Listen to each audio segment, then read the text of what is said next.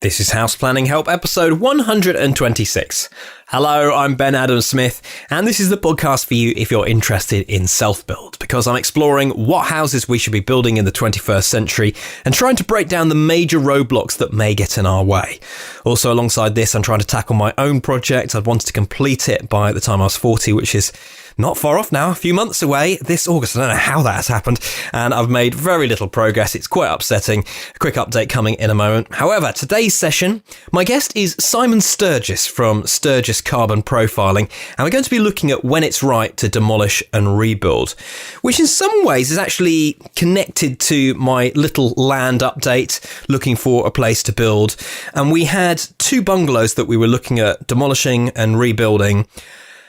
We thought we were going to put bids in on both of them, but on a second time round to the first one, we thought this is really noisy in this area. We've looked here a couple of times and we obviously haven't got the message that if we live here, it's going to be noisy. And that's fine if you're prepared to put up with that. But we were putting in a lot of money into this plot, and it just, when you put everything in, you think, this has got to be right. And so we discounted that one. However, we did put a bid in on the second one, which I quite liked because it was small and expensive. I didn't like the fact it was expensive, but I thought that would put a lot of other people off, because why would they want to do this? And if you did the equation of what the land's worth and what the building would be worth, and the garden wasn't very big, I just thought a lot of people would be put off.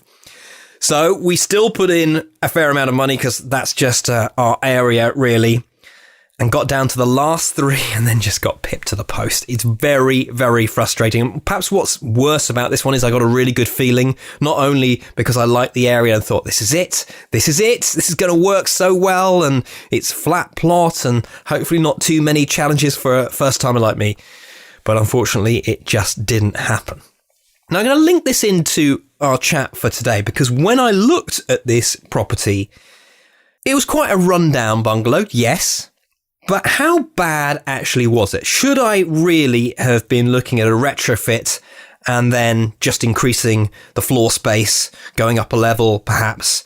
Why is it that I was so intent of, if we get this, we need to demolish it and start again? So I think that's quite interesting. Let's introduce my guest for today, Simon Sturgis, as I've mentioned, from Sturgis Carbon Profiling.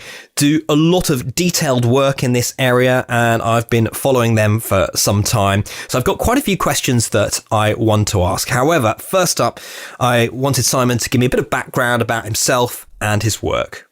I'm an architect. I've been an architect for longer than I care to remember, but started looking at this whole issue of carbon in construction about 8-9 years ago, when we'd been involved with a lot of retrofit refurbishment work in property and with developers and so on. And every time you got involved with that, it seemed like you were throwing huge amounts of material away. And it seemed that there must be, quite often the material was quite new and it was being thrown away, seemingly part used, if you like, and what a waste this was. And it's a question of, could this be quantified? Clearly, money was difficult, because how do you quantify the value of second-hand cladding? But it obviously has no commercial value, but it does have a carbon value we became aware of. So we started looking into the whole idea of carbon evaluation, using carbon as, if you like, a currency of sustainability. And that's how we started looking at this. Carbon. Why carbon, and is it the be-all and end-all?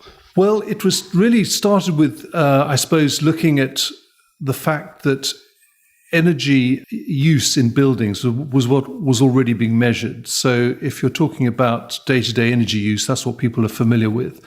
So it was coming up with something that was equally familiar, but relating to materials. And of course, if you're using energy that is clean, if you like, i.e. it's made without doing something negative, then what's the problem?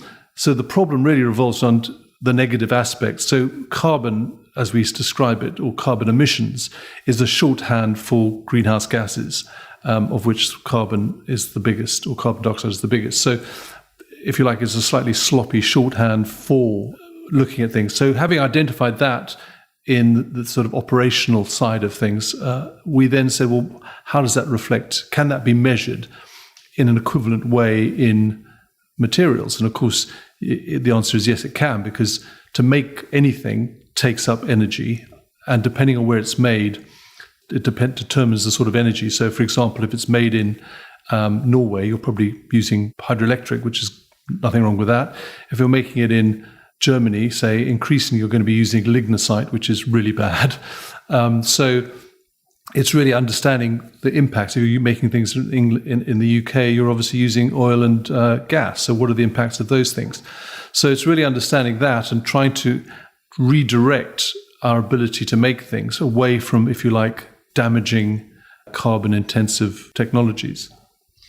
Every time we build a house, there is an impact behind it, and it's very difficult to see it. Someone like me as a layman, for example, I want to build my own house, and I've been to a plot where there was an old rundown bungalow, and I look at that and think, do you know, I want to knock it down to be able to get the property that I want. But I'm sure there's more that should guide my decision. Well, I think there's a couple of things. The first thing is that the material, i.e. the bungalow, is a carbon asset. It has a value. And the question, I suppose, is it suitable for what you want? But it's not just a one-off decision, because inherent in this whole idea of thinking is the lifespan, life expectancy, or life cycle, if you like. So if that bungalow, let's say, is really poorly made and is about to fall apart, well, then you're probably better off removing it, disposing of it in as better way as possible, or recycling it as best as possible.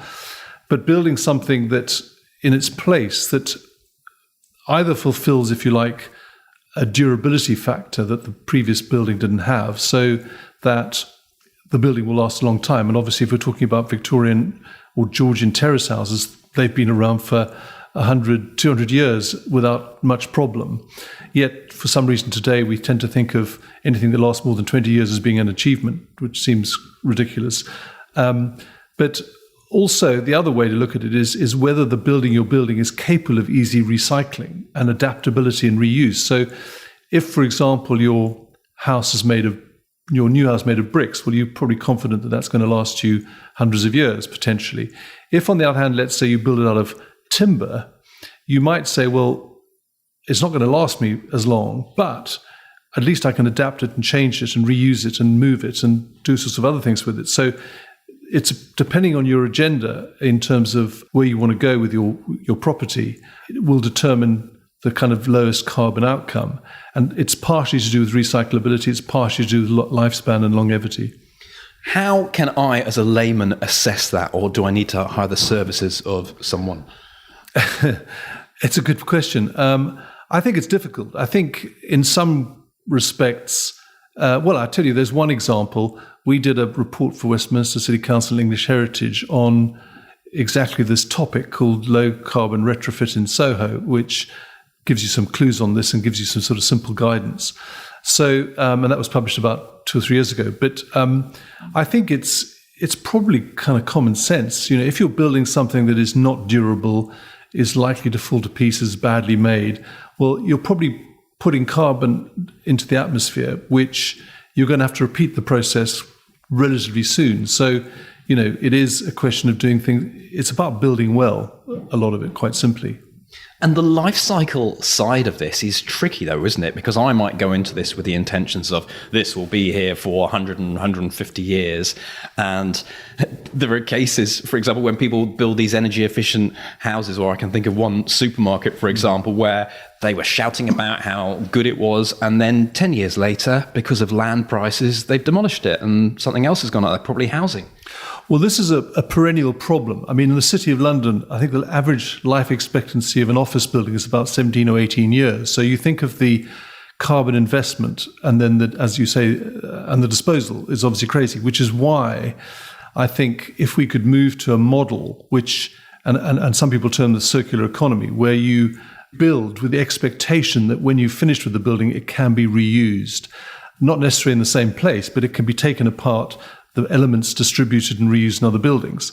But of course, that requires planning at the outset for an eventual disposal. And that means changing people's mindsets, because most people, when they build a building, build it, and certainly if you're a property developer or a supermarket owner, shall we say, you are probably building it for a 20-year use after which it's of no interest to you what happens to it.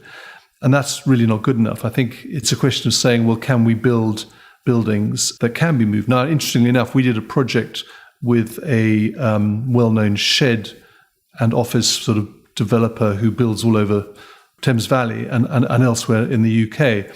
And they had a building that was 10 years old. It was a 2-story shed cum office. And we helped them take it to pieces, move it a mile to a better location and reassemble it. And that was for a building that hadn't been designed to do that. Yet, because of the way it was constructed, it was steel bolted, it had aluminium cladding. We actually reused something like 70% of the material. The cost of that process was cheaper than by about, I think it's about 25-30% cheaper than a new building of the same size.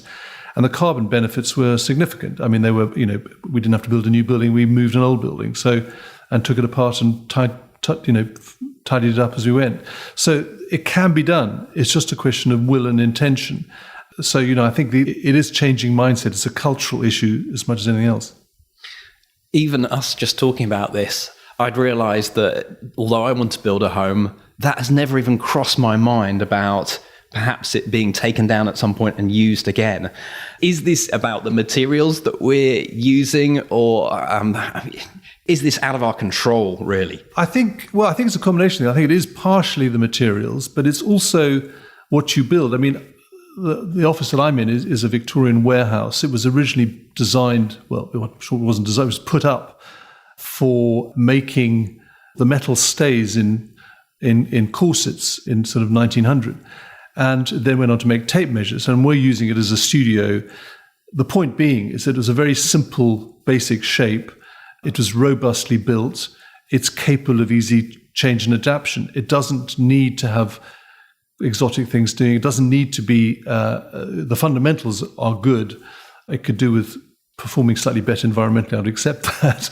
But as a basic prototype, it's fine, and I think we can point to a lot of certainly Victorian buildings. And interesting, I think a lot of 1960s type buildings are undervalued. I mean, 1960s buildings typically have very simple concrete frames, which are actually very adaptable and capable of all sorts of use.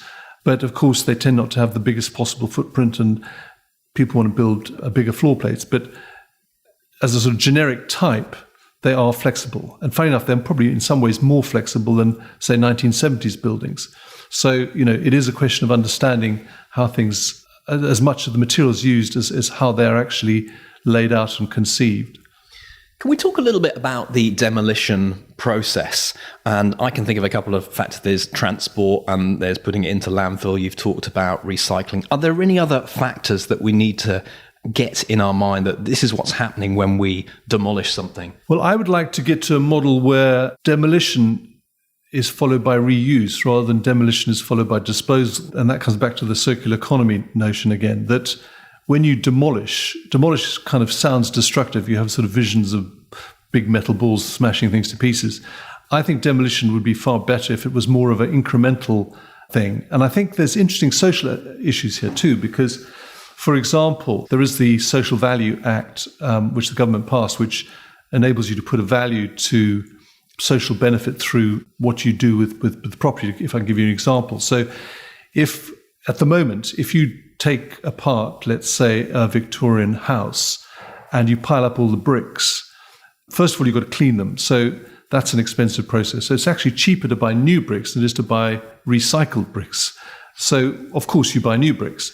But if the process of cleaning those bricks was paid for through social value, in other words, it was done by people that would otherwise be, say, in prison or whatever. In other words, they are part of a sort of social healing process.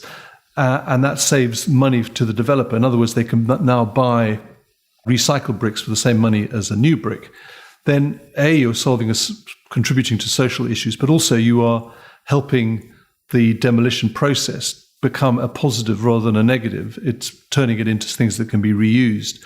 So I think, again, there's a sort of a remodeling, but equally, it's a question of making the right choice at the beginning. So with bricks, if you use cement mortar, which is very rigid, you can't take that off a brick with ease. So when you come to demolishing the building, you simply won't be able to reuse those bricks. If you use a lime mortar, which of course is what they used frequently when they were originally built, the lime mortar comes off relatively easily. So yes, the brick can be reused. So I think that it comes back to the point that you've got to think about this from the outset, that if you wish to reuse things, you've got to decide how you're going to put them together in the first place.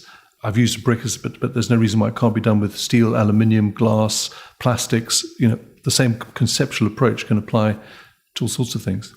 And is the incentive wrong? Just moving this on, you mentioned a couple of factors there about trying to encourage more recycling, but for tax as well, VAT on a new build's going to cost zero versus a retrofit, which is going to come out at 20%. Yeah, I think that's obviously a big issue. I think it's always going to be, unless we've got a change. But I think that being said, we are finding that a lot of clients that we work with who own large, if you like, existing portfolios of property, they find a way to do it, and they find a way to do it to make money. So it can't be that difficult. I think it is true that if your location has a premium value, it's going to be easier than if you've got a house in the middle of nowhere.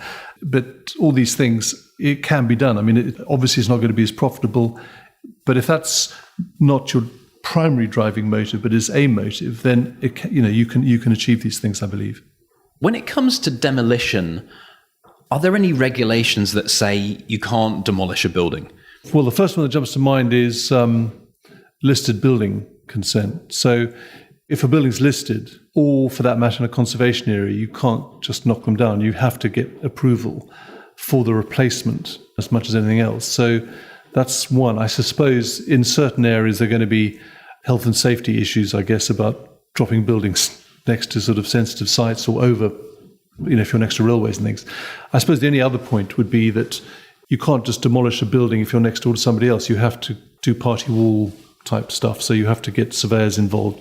So, I mean, if you're planning to demolish a building, you need to check all those sort of things out, planning, adjoining owners and so on. You go into a lot of detail with many of the things that you do, and I'd like you to talk through one piece of research that you brought to my attention. Do you want to start explaining it? We do articles for Building Magazine every 6 months on carbon economics, and we did one a few years ago now, which was on, if you like, looking at three different scenarios. The first scenario was, if you like, maintaining an existing Victorian terrace house and what the carbon cost of that was. And of course, when you draw a graph of it, the carbon cost is principally heating, basically that kind of energy use. So it's what you might describe as regulated energy use, as in other words, covered by building regulations. The second scenario was looking at what you did if you took that Victorian house and you upgraded it, and you upgraded it to a high standard. And I think it's what's known as fabric first, but what it basically boils down to is lots of insulation, making sure it's appropriately airtight but has the right sort of ventilation, and so on. And of course, to do that requires a certain amount of material going into the building, i.e. insulation and the like. But what it does do is it makes a huge difference to the performance and the requirement for heating. The third scenario we looked at was a brand new passive house. Well, what a passive house is it's based on a German idea, but the idea is that the building performs to such a high standard that you need virtually no heating during the winter months, because it is very well insulated. It's got triple glazing. It's got no leaks in the building. It's airtight to a phenomenal level, and so on. And what we discovered was that, and it was a fairly small sample, but what we discovered in our analysis was that it was actually an overall environmental terms. In other words, in looking at both the carbon emissions from the materials combined with the carbon emissions from day-to-day use, that it was better to retrofit to a high standard an existing terrace house than it was to build a new terrace house. And the reason being that to build that building consumes a lot of energy. You've got to produce all the bricks, you've got to produce all the materials that go into it. Whereas retrofitting is, obviously you have to use a certain amount of material, but the building is fundamentally there. And our analysis was over a 60-year period. But it doesn't really change if you go to 80 or even 100 years, because you're replenishing the building, you're putting more maintenance and so on into it. So it's not necessarily the case to say you should demolish Victorian buildings if you want to get a highly efficient carbon outcome. You need to make them work better. And is it largely because of the example that you have selected? Would that work with different types of buildings? You talked about the 1970s, if you got some of those buildings, or are you starting to go into a trickier trade-off that you're not quite sure what's there? It might be tougher to bring up to NFIT standard. One of the issues is things like how much glass there is. If you've got a highly glazed, say, office-type building, then you've got a problem anyway, because highly glazed buildings, if you've got double glazed units only last about 40 or so years, after which they have to be replaced. And that typically means taking the whole facade to pieces if you've got a fully glazed building. If you've got a sort of traditional house type model where you've got individual windows, and of course they can be replaced as they fail. So, there's an interesting range of issues coming out of that. But I think the answer is probably that it's a combination, again, of durability against the ability to adapt and change. And in terms of constraints, we know that a lot of buildings do get demolished. The constraints of a retrofit must be deterring people, or are there other factors? Well, the first point is, I suppose, they say, I never quite remember the numbers, but something like 80% of all buildings that we've built by 2050 are already built. So that's probably an erroneous number, but the quantum is kind of gives you an idea that most buildings are already built that are going to be here over the next 40, 50, 80 years. So it is all about retrofit. Retrofit is obviously the biggest thing. I think, on the other hand, people have a sort of, people like things to be shiny and new. And for certain things, that's essential. Certain things, if you've got a new type of thing you're going to do, then you need maybe a new interior to do it. But I think that certainly in areas where you've got quality buildings that are capable of retrofitting, I think people are seeing, that the opportunities afforded by retrofit in terms of interest, in terms of enjoyability, architectural quality, life and health and well-being and so on, I think people kind of enjoy it. As an architect, I've designed brand new buildings with crinkly glass facades and things, so I'm not anti-new buildings at all, but as a principle, we've got to think about different ways of doing them.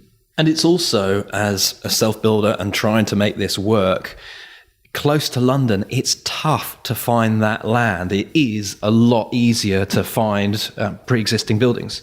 Yes, I think that's absolutely correct. And I think, in a sense, we're doing society a good service by reusing things rather than flattening them. Well, Simon, I've really enjoyed our chat today. Thank you very much for all your information. Appreciate it. Great. Thanks a lot. Get more from the show notes that accompany this session. Today, they're at houseplanninghelp.com/126, where you can review the key points. There's also more information. We talked about that research that they've done and the conclusions that they came to.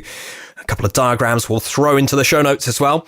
If you have a comment or there's a question that you'd like to ask, we encourage you to do that at the bottom of the show notes. And of course, there'll be a link across to Sturgis Carbon Profiling so you can find out more about them.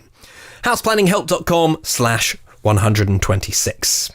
Let's finish, as we tend to do, with an update on the hub. And this is our premium resource, where we're set for a price increase, actually. So you better get in quick, because we're still, at the moment, offering the beta price, which is £45 for a whole year. But that is going to expire on the 30th of April, 2016.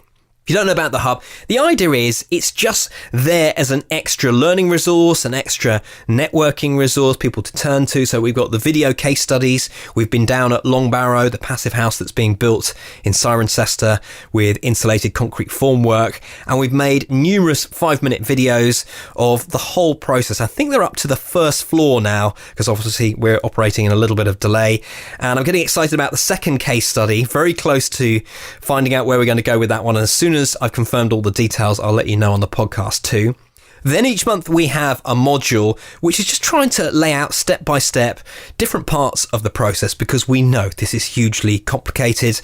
And so we're tying together everything that we've learned through this podcast, through additional interviews, maybe trying to create more diagrams, videos to put in there. That's the idea of the modules.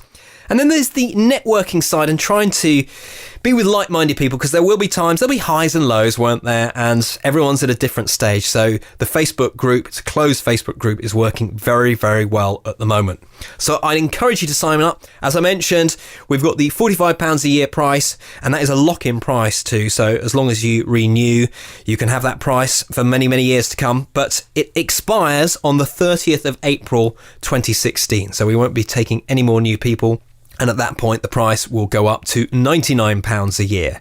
houseplanninghelp.com/join. Right, that's it from me for today. Thank you very much for listening. Appreciate it. The House Planning Help podcast is produced by Regen Media, content that matters.